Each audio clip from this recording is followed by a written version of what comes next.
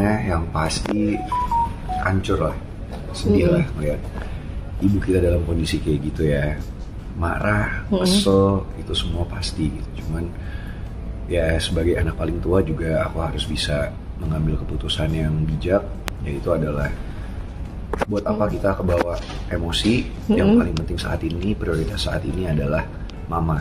Harus ada untuk mama, harus ada di samping mama, dan yaudah itu yang aku lakuin gitu. Jadi aku kesampingkan semua perasaan itu, dan aku ada buat mama gitu. Meskipun nggak bohong sih, baru sekarang ini ya, setelah semuanya selesai baru berasa tuh kayak rasa sedihnya, rasa kayak marahnya, nggak nyangkanya tuh baru bener-bener wah berasa banget sekarang. Itu menjadi pemicu. Itu yang terjadi di tanggal 8, di mana pada saat saya mau beraktivitas, saya masih mau bekerja untuk rakyat, bukan saya melakukan hal yang negatif. Tapi beberapa jam sebelumnya saya selalu diganggu hanya urusan saya tidak bisa melayani masalah hubungan suami istri. Gimana? Aku diganggu gimana? Jadi diganggunya memang pada diminta gitu. Pada perjalanan Jakarta ke Diri 12 jam itu memang dia sudah menerima bahwa saya minta pacaran, tapi saya bilang arti pacaran apa tuh? Hubungan suami istri. Tapi saya sudah bilang sudah 3 bulan terakhir ini, dari 9 bulan perkawinan saya sudah tertekan, makanya saya asam lambung. Saya berangkat itu dalam keadaan saya asam lambung, saya muntah-muntah nggak bisa makan. Saya bilang iya Bi, kalau saya sehat pasti saya iya. Tapi nggak taunya begitu sampai di Kediri jam 9:30 saya ketiduran karena saya minum obat lambung. Apapun motifnya, KDRT yang dialami oleh Vena Melinda itu sangat memprihatinkannya. Ferry Irawan bisa dijerat dengan pasal 44 ayat 1 maupun 2 ya, Undang-Undang nomor 23 tahun 2004 tentang KDRT ya, yang hukumannya kalau itu hasilnya nanti di visum itu ringan, itu bisa 5 tahun. Bahkan kalau itu dianggap parah, apalagi diduga ya ada pendarahan di hidung, mungkin patah atau sebagainya, itu bisa dijerat dengan ayat 2 dan hukumannya maksimal 10 tahun penjara. Sekali lagi ya kan, kemarin sudah dilakukan gelar perkara dan dinyatakan oleh tim bahwa FI sudah dinyatakan menjadi tersangka. Ya termasuk juga masalah yang private suami istri ya. Masalah yang private suami istri, dan selama 5 bulan terakhir tidak pernah ngasih nafkah ya. Kaidah sederhana, laki-laki baik tidak akan memukul istri biarpun istri layak dipukul. Mana pengayomanmu? Kok nempeleng rendah banget.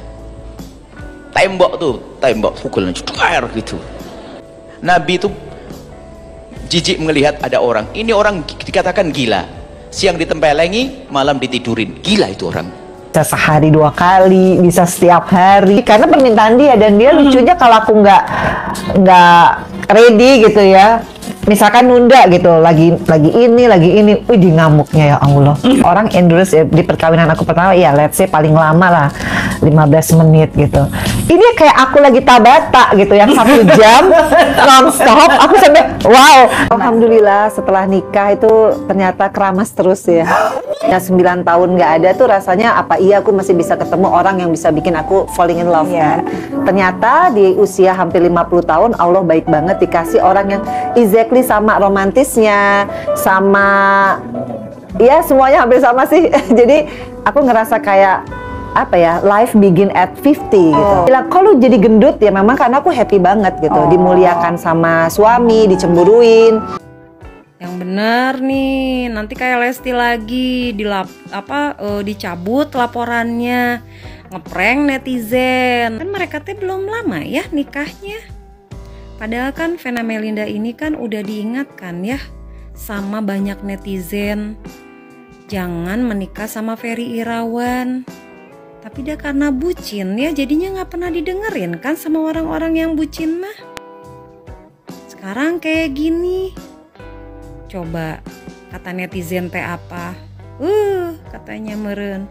Udah dibilangin.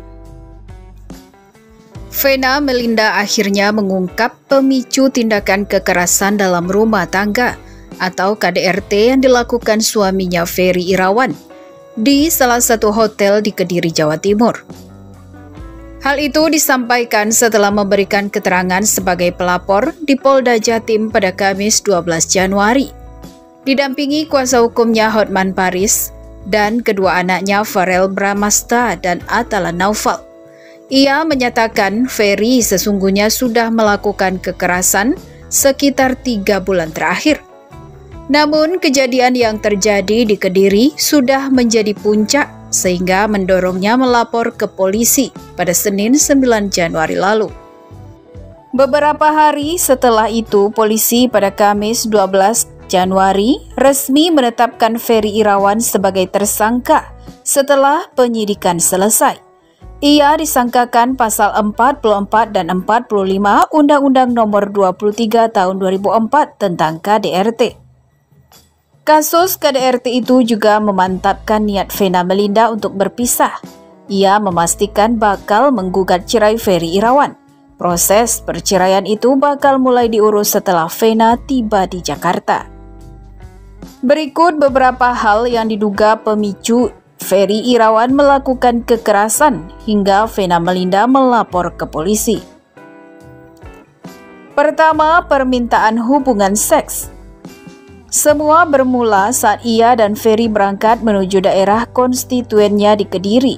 Hal itu dikarenakan Vena berencana maju sebagai bakal calon legislatif atau caleg anggota DPR RI melalui Perindo untuk dapil itu. Saya berangkat ke Kediri itu dalam keadaan asam lambung. Saya muntah-muntah tidak bisa makan, kata Vena. Namun Ferry selama perjalanan meminta Vena untuk melakukan hubungan suami istri setelah sampai di Kediri. Vena pun mengiyakan karena kondisinya tengah sakit. Ketika sampai di Kediri pada Sabtu 7 Januari malam, Vena yang sejak awal sakit dan kelelahan akhirnya tertidur. Ia juga mengaku rasa kantuk itu juga muncul karena pengaruh obat lambung. Namun pukul 03.00 Minggu 8 Januari dini hari, Ferry kembali berusaha membujuk Vena untuk berhubungan seks. Vena pun kembali menolak permintaan itu. Jam 3 WIB itu dia berusaha untuk melakukan hubungan. Tapi saya nggak mau karena saya capek, saya mau kerja besok pagi. Saya sudah janji ke Tulung Agung dengan teman-teman struktur dan masyarakat, ucapnya. Saat dia bangun sekitar pukul 06.00 WIB, Ferry ternyata mengirimkan tautan berisi artikel dosa istri yang menolak permintaan suami. Tautan itu membuat keduanya cekcok. Jam 06 pagi saya bangun, saya dikirimin link. Disindir, inilah dosa perempuan, harusnya tidak begitu. Di situ saya terganggu, ujarnya. Saya bilang sekarang saya sudah berhijab, tapi dia towel semua organ saya. Kasarlah, kami ribut. Saya bilang mau kerja, akhirnya dia meluk, dia minta maaf, lanjutnya. Kedua, tutup pintu kamar mandi. Permasalahan kembali terjadi saat Vena bersiap berangkat menuju Tulung Agung. Ferry disebut kembali marah setelah Vena menutup pintu toilet saat suaminya itu buang air besar. Habis itu jam 07.00 WIB, saya lagi dandan. Saya tutup pintu kamar mandi karena saya mual. Dia kan lagi BAB, saya tutup, marah lagi, ucapnya. Saya merasa sudah capek, saya mau kerja, tapi itulah jadi pemicu, sampai akhirnya berantem dan saya histeris, tuturnya. Ferry kemudian melakukan kekerasan padanya, hidung Vena mengucurkan darah akibat ditekan dengan dahi Ferry. Saya dikunci pakai dahinya, sampai keras, sampai saya bilang tolong, tolong, hidung saya patah, karena terlalu keras, kata Vena.